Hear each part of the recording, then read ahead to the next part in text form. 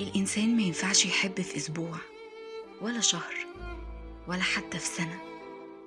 الحب عاوز مشاكل، عاوز أزمات، عاوز تعب، عاوز فترات سيئة ومواقف صعبة، عاوز عشرة طويلة عشان يبقى حب. يعني باختصار، الحب يبدأ لما ينتهي الحماس. ما ينفعش تقول إنك بتحب البحر وإنت واقف على الشط. لازم تنزل البحر، تعوم فيه، تضربك الموجة، تشرب مية مالحة، تجرح رجلك بالصخر، تشوف العتمة اللي في القاع. لما ترجع على الشط هتشوف البحر بشكل مختلف، مش هتشوفه مثالي، انت شفت عيوبه. يا إما هتكره البحر، يا إما هتفضل تحبه بكل حاجة فيه.